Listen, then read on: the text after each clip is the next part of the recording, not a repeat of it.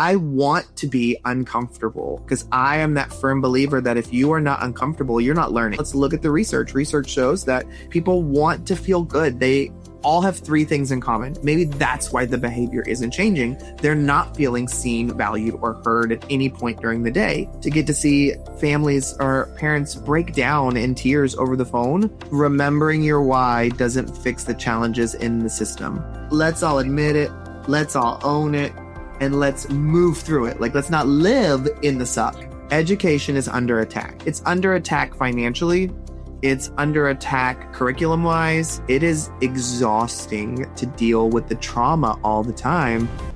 All right. Welcome back to the Supported Learning Podcast. I am your host, Dr. Joe Sebastian. I am joined by a very special guest today, Todd Nesloney. Todd, welcome. How are you? I'm good. I'm excited to be here. Thanks for having me. Excited for having you. Thanks for making time. So, Todd, let me kind of go over your bio here for our viewers and our audience listening. You are the Director of Culture and Strategic Leadership, Texas Elementary Principals and Supervisors Association, an international keynote speaker, best-selling author. You have 7-year classroom teacher who leaped straight into the principal's office at Webb Elementary, and you transformed that with 85% minority, 90% free and reduced lunch from a struggling campus into a nationally recognized model of innovation and culture. You're a White House champion of change for innovative, connected education, the BAMI Award winner for both National Elementary Principal of the Year and National Elementary Teacher of the Year, the John C. Maxwell Top 10 finalist for the 2018 Transformational Leadership Award, NSBA 20, so New Schools 20 to Watch, and Center for Digital Education, Top 40 Innovators, 2-time TEDx speaker, and you authored 7 books with the bestseller Kids Deserve It and Stories from the Web, Sparks in the Dark, When Kids Lead, and Newest, and you're creator of Culture Unleashed online course for school leaders. Wow, that is very, very impressive. So did I do that justice at least? You did. It's always so uncomfortable to hear all that, but yes, I've been busy. It's awesome. I mean, so in your, not necessarily a relatively long amount of time education, but you definitely have made an impact. But, if we could kind of go back to before the books, before the elementary, like who you were as a classroom teacher for those 7 years, and what kind of teacher were you, and when did you realize you wanted to lead? I never thought I'd be a teacher growing up. I mean, I had many different things I was into. Wasn't really sure. I knew in junior high or so that I loved working with kids. So I wanted to work with kids in some capacity. At that point, I thought, social work. That's where I can make the biggest impact on some of our most vulnerable kids. And so I started learning a lot about that job and realized I can't separate myself emotionally enough from that work to be successful and be a real person outside of that. So I thought, well, I have a lot of my family that's in education. I think that's another great way I can impact kids. So became a teacher, absolutely loved it. I knew that I wanted to be a certain type of teacher because in school, I was never really in trouble. I knew if I did get in trouble, my mom would handle me when I got home. So I made sure that I got A's and B's. I behaved. I respected my teachers. But because of that, I kind of was that student who always did what you expected. So it was easy to ignore while you focused on the kids that were discipline issues or the kids that were academic issues. And so I don't really remember any of my teachers from school. I don't remember any experiences really. And so I knew that when I became a teacher, I really wanted to find that whole avenue of how can I be for kids what I never had myself. And so that's kind of the teacher I wanted to be, was this one who did creative, out of the box things. Like I love being different, but I wanted to make sure that relationships were at the core of everything that I did. I love that. And you made it's not unheard of for elementary, but you made the jump straight from teacher to principal without a stop at the assistant level in between. What was that like? And what drove that decision? I was teaching, and this university came to our school and said, hey, your district signed a deal where y'all can get a discount by getting your master's. And I was like, I don't want to go back to school. Like, I'm happy with the degree that I have. And then my whole team was like, hey, let's all do it together. And I said, okay, I can do this with a group. Like, I will do this just because I want to be the first person in my family with a master's. Like, that was my only goal. I was not looking to move into leadership or anything like that. And so I got my master's. And then a lot of the things that I was doing was at that education explosion on social media, when it was all positive and connecting with other people and building that network. And I was getting recognition for different things that I was doing. And so I went back and I said, you know what? Maybe leadership is for me, but I don't really know what I want to do or how I want to do it. And one day I got a Twitter direct message back when this was Twitter. I know it's X now, but yeah, right. I got a Twitter direct message from an assistant superintendent who just said, hey, we love the work we see online. We're actually looking for a principal to take over this school that's been underperforming. Would you be interested? And I said no. I was like, actually, I love what I'm doing right now. No interest. Thanks. I'm good. And they kept reaching out and I kept turning them down. And then they reached out one final time and said, hey, we won't bother you again after this. We just want to make sure you get to hire your entire staff. Does that interest you at all? And I was like, well, that's like a dream creation experience in my head. So I was like, let me go interview, learn more about them, went through several rounds of interviews, ended up getting the job. And then it was just a crazy whirlwind from there, going straight from classroom teacher to principal, which I would not recommend for most people. I described it like a rose. It was a beautiful experience, but there were a lot of thorns that I could have avoided had I had different experiences in other places as well. So I guess you stepped foot into this elementary school and it's basically a turnaround. What was that like? Where did you start? It's funny because the first year I was hired, I was hired to be principal of an intermediate campus. So it was a 5th and 6th grade campus. And the unique thing about that school district is they had a couple little underperforming areas, but part of the issue was they had a pre-K through 5th grade campus, a 4-5 campus, and a pre-K through 3 campus. So it was very confusing, their configurations. So after I had been principal for a year at the intermediate, they said, you know what? We're going to level everything out. We're going to make all 3 schools pre-K through 5th grade. And that means we're going to have one school that's giant with 800 kids, while the other ones have between 300 to 400. And you did a really good job at intermediate. They need a new principal over at the 800 one. We're going to move you over there. You can take some of your staff, but you're also going to combine it with all theirs. And that's where I spent the next 4 years was at Webb Elementary. So I just had that 1 year at the intermediate and then 4 years at Webb. But it was a beautiful experience for me, really honing my understanding of what it takes to build culture. Because I think it would have been one thing had I just walked into a school where I got to bring all the people together or they were already a really positive space. It really challenged me and forced me to grow by being put into an environment where some of the people already knew me. Others didn't know me, but didn't want a new administrator, but they didn't have a choice. And other people didn't know what was happening. There was a lot of different things going on, but I'm really thankful for that process. Because like I said, I think it really forced me to grow into the kind of leader I wanted to be. So you've built school culture through programs like special morning meetings, student ambassadors, and You Matter letters. How do you see innovation and technology fitting into your culture first approach, or that culture first approach for that matter, for other principals? For me, I think it always goes back to something I mentioned earlier. I want to be different. I think there's a lot of positive things to look at in the way things have been done before. And I think there's always lessons we can keep by some of the things we've done before. But I also want to not be afraid or not be beholden to doing it the way it's always been done. I want to be uncomfortable because I am that firm believer that if you are not uncomfortable, you're not learning. And I tell people all the time, how dare we as educators walk into schools and demand that kids learn all day, every day, if we're not also continuing our own learning. So I always want to be pushing myself and trying new things, whether that is technology tools, whether that is how to build better relationships, changing the way systems look, anything. I'm not afraid to ask questions. But I think one thing too that's really important to me is understanding that owning your failures is part of the growth. And I'm real big on taking those swings. And I have no problem with saying that did not work. Let's figure out why. I don't want to do it again if it's not meant to work. But if it is meant to work and we just did it wrong, what can we change? What can we do differently?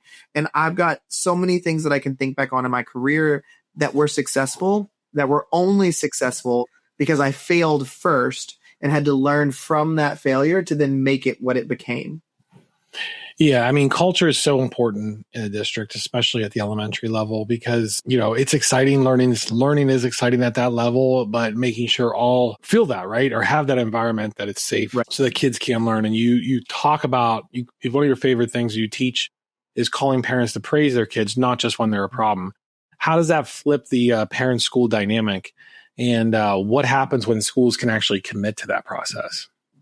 I think sometimes when we think about these culture ideas, we think that they have to have money or these huge initiatives that just take up so much extra time. And I love that you bring this one up because this is such an easy one that anyone can do. Many times when we talk about things, people will say, my team would never, my administrator would never. Like, that's why we can't do these things. And Right. this idea specifically, it's like, you don't need to wait on anybody. Like, I don't care what your job is at that school. You can call the families of kids to tell them their kids are amazing. And so I think for me, it just came back to looking at data. We were noticing that no matter what initiatives we put in place, some of our most frequent flyers, our most misbehaving kids, the behavior wasn't changing. And so I started thinking about, let's look at the research. Research shows that people want to feel good. They all have three things in common. Every single human on this planet. We want to feel seen, we want to feel valued, and we want to feel heard. And so I started thinking, how can we make sure we're meeting one of those needs for some of these kids? Maybe that's why the behavior isn't changing. They're not feeling seen, valued, or heard at any point during the day. And so I thought, well, let's do something super easy. Like, it feels so special when someone calls someone that you love to tell them you're amazing, and it was unexpected. And so I started working with my team and I encouraged them to do it. But again, I believe that as a leader, I've got to lead by example. So I also started making sure that I called parents. We had an initiative called Hats Off cards, where every staff member got 6 cards a week.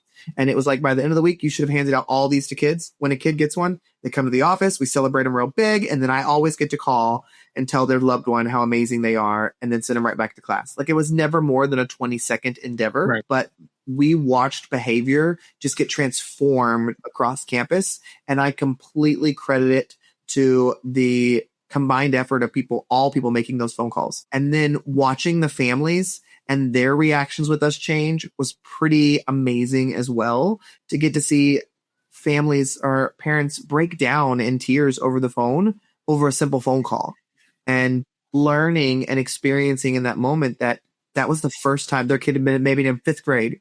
And the first time they got a call from somebody at school that wasn't about homework not being done or a grade not being there or misbehavior, and to just feel like somebody's calling to celebrate you for your child, that's a moving moment. And for some of my team, myself included, like I said, I wasn't in trouble in school. So I didn't get a lot of those negative phone calls. And so I think, not coming from an environment of being always in trouble, I didn't understand truly how powerful that was going to be for those kids who were always hearing the negative, and those families who were always hearing the negative. And to have that moment where somebody finally lifted them up, it was such an emotional experience that I was so moved that I was like, this is not an age connected thing. Like, this can be done anywhere. So like, I started calling staff members' families and celebrating them. And that to me was even more exciting than calling kids, because adults are so less celebrated than kids are. And that was another really powerful thing for me to experience, was that moment when an adult is in tears because their loved one was called. And as an adult, that had never happened, where a supervisor had called someone just to tell them they're amazing. So I think those kind of simple things we forget. We think everything has to be big, extraordinary, grand, all these things. And it's often in the quiet little moments that the biggest change happens. So, Todd, you've now shaped leadership development for over 6,000 schools across Texas through, is it TEPSA or do you call it TEPSA? TEPSA. Okay, cool. From that vantage point, what is the single biggest thing schools are getting wrong about culture right now? That's such an interesting question, because I don't even know that I would phrase it as getting wrong about culture. Oftentimes what I find is, especially in 2026, when we are recording this conversation, education is under attack. And not only is, and I'll speak worldwide, nationally, but also from a Texas perspective, it's under attack financially. It's under attack curriculum wise. also discrediting the knowledge base of an educator and what it requires to go to school and be a great educator. And it's just emotionally exhausting. And I think that when I see a culture that's not the best out of school, often there are multiple things at play. There is a community that has not been well educated in what that school really is doing with those kids. There is often a central office that has not been well educated in what's really happening on that school every day. Sometimes it's a school administration who hasn't understood the power of relationships and how that's just as important as the instructional practices. And sometimes there's just a lot of hurt or burnt out teachers who have never had anybody invest in them in a way that felt authentic and in a way that didn't feel like just checking a box. And so there's lots of ways to look at this. So I don't definitely want to just put it in one big box. But building up culture, it's one of those things that it's never freaking done. Like you're always having to do it. And I think for some, we're just so tired that adding that in feels like one more thing because they haven't seen that it's not really one more thing when you're building up culture. It's actually going to take things off your plate down the road. Yeah, it's I like that because it does mirror learning, that we never need to stop learning. It's a very iterative process. Culture never stops. You've said schools don't have an achievement problem. They've had a culture problem. Unpack that for parents who are so hyper-focused right now on grades and test scores. Why is it something deeper than just that? This is such a complicated conversation. There's so much that happens in the education world that will never make it to the news or to social media. Either A, because it's not share worthy enough, or B, because you legally can't talk about some of the things that the educators are really dealing with. And for me, I think when I hear parents talking really bad about a school, my first question is always, let me seek to understand. So I always want to be like, have you asked to go up there? And most of the time that answer is no. Like it's all secondhand information or my kid told me. And, Right. I got children of my own. I don't believe anything they say when it comes to experiences at other places until I've gone to investigate. And I think that's something that shifted culturally, especially in the United States. I don't know about worldwide, but in the United States, it's very much of my child said you wronged them. I am coming at you. And that to me, oftentimes what I find is the kid may have had kernels of truth in their story, but not the whole truth. Right. And there's often a lot of things that go on in a story. Now, this is not me saying that a teacher can't make a bad choice or an administrator cannot be supportive of parents. Like those things happen too. All that's part of it. But I think we should all have the perspective of, let me seek to understand. When I hear about, my kid's teacher's teaching this, let me go meet with them. Let's not do it through an email. Let's not do it through a phone call. Let me go ask questions without coming at them screaming or cursing or telling them what they are. Like, let me just go and say, hey, my kid said this, but I'm just trying to understand, like, where is this? What happened? How did this go on? And saying too, like, can I help? Can I support you in any way? I think what I hear now is teachers feel so come after by the news, by politicians, or by community that nobody's there supporting them. We went through 2020 where everybody was cheering on doctors and teachers during the pandemic, and then things shifted for both groups when the pandemic seemed to subside. And so, again, just taking that perspective of how can I seek to understand instead of just coming at it so combative when you hear something you don't like. Because, and one thing I think, for example, drives me bananas here in Texas. There was a law tried to be passed that litter boxes were not allowed in schools. And like that kind of stuff is so asinine and so untethered to reality that even when that senator who tried to pass that in our local state government was questioned about, did you go to the school? Like, did you ask? No, I heard about it. Okay, well, did you go ask? No, I saw somebody posted on social media, so I have major concerns. And that kind of stuff just drives me bananas because I'm like, is anybody going and asking questions or seeking? No, they aren't. They aren't. We just assume they just want the clickable things that gets likes and views and shares. And that's before agentic AI and like creation, like, the things we're seeing right now with the war. I can't tell what's real and what's not. And now, No, it's getting harder and harder. if that We makes it joke, and we often joke, Joe, about people saying like, "Oh, my grandma got fooled by AI," and I'm just thinking, last week I got fooled by AI, and now I right. don't trust anything. I have to go to like 3 different sources to be like, "Is this for real, or is this?" Because even my wife will come out and say, "I saw this, but I know. Have you heard about this? Where did you hear it? Like, let's figure out if this is real or not." But there's so many who don't. They just believe what they see. And you talk about compassion fatigue, because I see that too. So I look at it as this. I look at schools were already under, there's been a low key plot to just dislodge public education, have distrust in the public education, unlock that money to privatize it, right? There's a privatization movement. Not that there's anything wrong with private schools, but those funds flowing to for-profit management stuff. So we've gone through charters, we've gone through vouchers, all these different things. But like you said, COVID, we were heroes and then we were villains. And there has just been this like slow decline in the erosion of trust. We've lost a lot of good teachers from COVID. Yeah. There's burnout. I try to make it as simple as possible to like, look at the entire world has now moved to flexible. Like everything is flexible with workforce and things like that, where a lot of people are able to remote. But schools are not. Schools are very rigid and not flexible, and so that does affect teachers in some aspect too. But I think that combined with what you call, and I've heard this from multiple, just the compassion fatigue, and that's a silent epidemic in education. Can you speak more to that about how burned out teachers? It's ultimately going to affect student performance and what we need to do about it.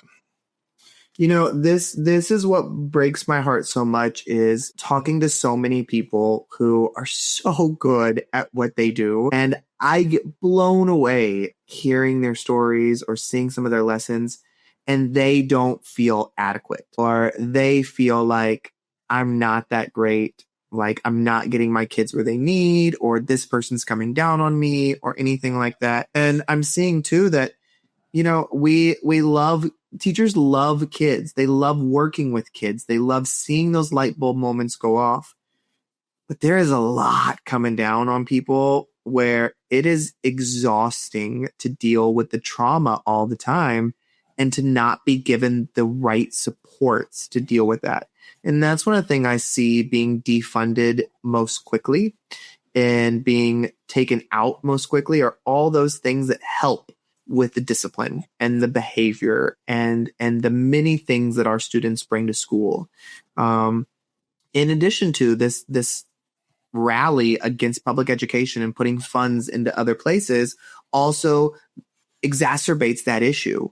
And so I think there's so many good teachers who are leaving because they're like, I don't know what else to do, Todd. Like I'm pouring every piece of myself into this and I'm doing A, B, C, D that I've been told to do, but I'm not seeing change because there's other things in the system that are working against me. Or I have this administrator coming down about this new initiative that we have to do. Now, how am I supposed to do their stuff? Or I have this student behaving in this way, but the law says I can't do anything about that behavior, and that's keeping my kids from learning. And so it is hard being in education right now. And it's not just hard for teachers. I want to make sure too that I speak up for the administrators. That's one of those really misunderstood positions until you've been in that position, but it's really hard for administrators right now. And the type of heat they take for a lot of decisions they don't even have any control over. And so I think the best thing that people can do right now that are not in education is just finding ways to support and build up those people and seeing what do we need to rally against? What do we need to vote and change? Like our votes really matter, and there's not enough of us in education using our voices to impact things. But it's a really hard question and a really difficult solution. It's kind of like the Titanic.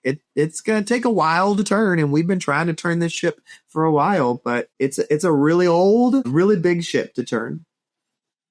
Your newest book, Building Authenticity, argues that who you are is how you lead. What does authentic leadership look like in education, and what does the fake version look like? I think authentic leadership looks like something I mentioned earlier, which is one of the big things is owning up to your mistakes. I think we have far too many leaders in any field right now who are quick to blame, who are quick to not apologize. And I find an apology really powerful.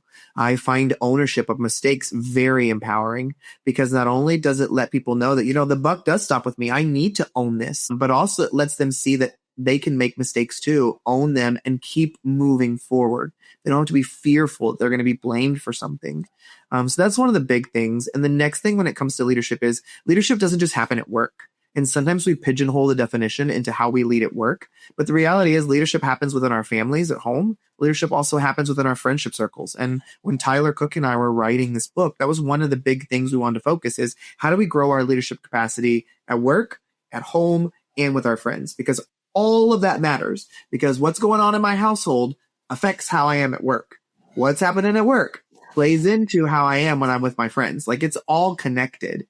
And so I think authentic leadership means showing up as you, showing up the full version of you, however flawed it is, but knowing, you know what, I don't have all the answers, but I'm here to work with you, and I'm here to make this freaking awesome. Like, to me, that's authentic leadership. It's not this plastic smile, this toxic positivity, this hold up in an office all day long while delegating everything. Like, that's a form of leadership. Yeah, but it's not the leadership I want to aspire to. Okay. Well, I'm going to take it into the rapid fire part of this podcast. So if you're ready for that, let's do it. 5 questions. First thing that comes to mind, no need to explain if you don't want. Okay. If you don't want. One book that changed how you think about leadership. Oh my God. Chip and Dan Heath's book, The Power of Moments.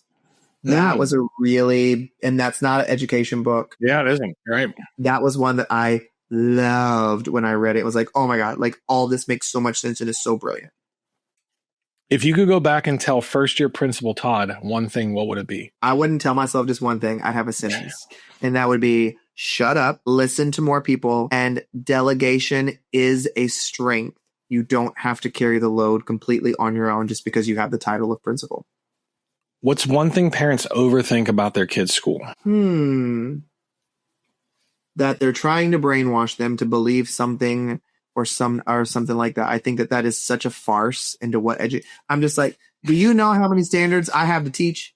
Do you know how much I have to get ready for? Like, I ain't got time to add the extra stuff in. Like, this is what I'm teaching, what the state mandated me. So I think oftentimes people will overthink what is being taught at schools. And we have such clear standards that that's what's being taught.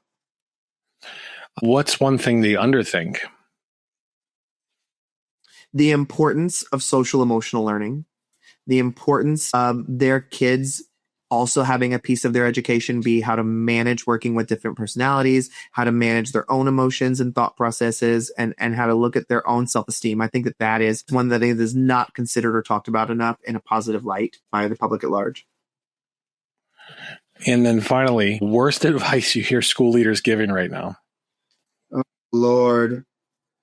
Remember your why. I think that is one, and I know I see it bashed all the time, but remembering your why doesn't fix the challenges in the system.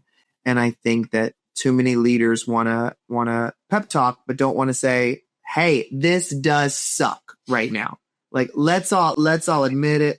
Let's all own it, and let's move through it. Like, let's not live in the suck, but let's how do we move forward? And I think that this whole idea of, oh no, you know what, just remember your why. It's like, yeah, I remember I love working with kids, but hello, these things are screwing up my day. Right. Well, Todd, it's been a pleasure. Thank you so much for coming on. Hey, thank you so much for having me. What's one thing you wish I asked that I didn't get a chance to? I think for me, it would just be, what do I hope people take away from anything that I'm a part of, any conversation or book or podcast or webinar, whatever that I do. And I think for me, it's just, I want people, anytime I have a chance to speak with someone or a group, I always want to leave with that reminder that you are here for a reason. Sometimes we're so defeated by the negative and what we're doing wrong that we forget that you are freaking amazing. Like, you have so many gifts that this world needs. And if you don't believe that, then you've let the ignorant take it from you. You own your greatness. You own your brilliance because you are exactly where you're meant to be. And I think for anybody listening, I hope that is the one takeaway they have, that you are doing what you were meant to do in this moment. So own it, and go be amazing. What's next for you? I have no idea. For me, it's just continuing to do what I do better. I want to be a better speaker. I want to write better. I want to create new things that help people. For me, I love the educators and I love education, but I love working with people, period. And I think for me, it's just continuing to understand how can I impact as many lives in a positive way as possible, because that's what fuels me when I get to see people believe in who they are and what they're capable of. And so how can I continue to grow that impact? So Todd, where can people listening find more about you? Where can they get in contact with you? Yeah, so I've got a website called toddnesloney.com. If you don't know how to spell Nesloney, you can just Google it. It'll come up no matter how you spell it. But all my social media, blogs, books, resources, webinar, everything's on there. So that's the easiest place. But on most social media, I'm Tech Ninja Todd, because when social media was getting started, I was all up into the tech and we all had creative names. And so that's what I'm stuck with still to this day. Well, Todd, thank you so much again for coming on. And we'll see you next time. Thank you so much. Have a good one.